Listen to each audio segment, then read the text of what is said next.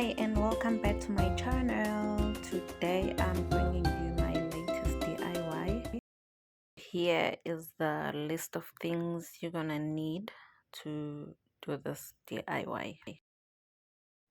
So my daughter was turning 2 on the 10th of October and I decided to make a number 2 for her photo shoot. I used a cardboard box that was lying around the house. Well, for me, craft is my source of relaxation. So I do whatever comes to mind at that point.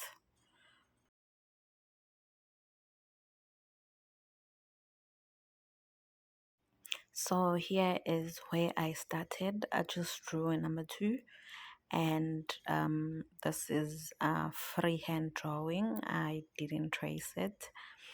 And I've seen some videos where people get a number 2 from apparently you can order it online on Amazon and then they trace it out, but believe me, it's easy. You can do it yourself with freehand. So I had to make 2 pieces of number 2 so that my number 2 will be able to stand on its own. So 1 2 in the front and the other 2 at the back.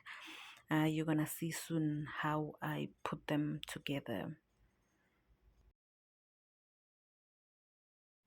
So here it is, a number 2 that I have cut out. So I ended up with 2 pieces of number 2 that I'm gonna be using to put together a number 2 that will stand on its own.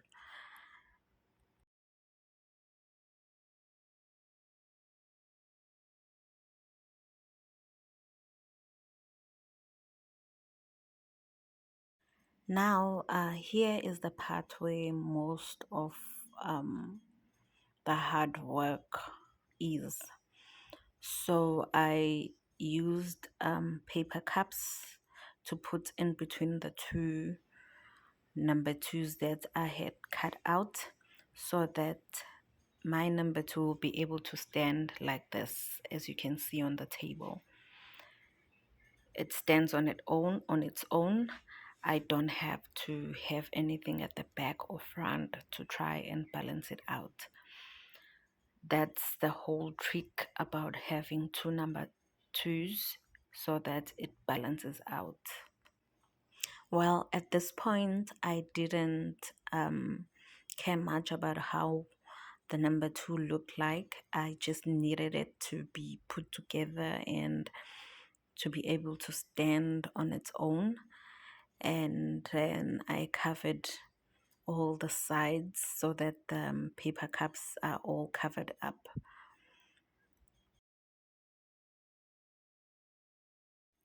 So I went to the shop and found this nicely colored tape, and I decided to use it to cover my number 2. To remember, I said I didn't care much about how it looked while I was still doing it, but the end product, I needed it to look a little bit better. So I covered it with this tape. So I covered the number 2, but I left one side open where I was going to be adding my flowers. So we had artificial flowers in the house, so I decided to use those in the front. So that's why one side is left open. I didn't cover with the tape. So this is the end product. This is how it looked like after putting the flowers. I had to poke the box to make small holes so that I could fit my flowers. Apologies about the picture quality, but yeah, that's how it looked like at the end. I just poke a tiny hole, push in the flower like that all the way, and that's how it looked like, my final product. And it was nighttime and I was so tired by then. So here it is, the end product, clearly shown. and captured by Mr. Beaufort. Thank you so much, Mr. Beaufort, for capturing it so well.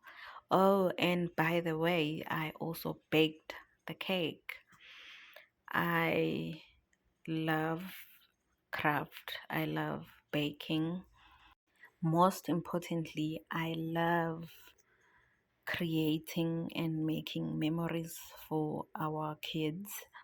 So I always think ahead and plan ahead whenever there's a special day that needs to be celebrated at home.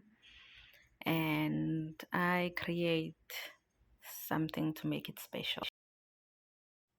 I am not sure exactly how much time it took me to do this DIY because I was doing it in between my daily schedules and my massages, and I was taking my time doing it.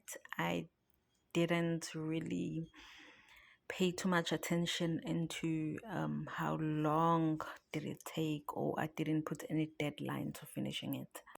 I must say though, I started it so well and I went pretty fast up until towards the end when I had to actually plan the day, and I started slowing down and I actually finished it up the day before the photo shoot. But I am happy with the results, and that's why I decided to share with you. Please like and subscribe to my channel, and you can follow me on Instagram, Facebook. Have two accounts, Herbyzulufulltimemama and my personal page, Nomvelo. And do check out my blog as well.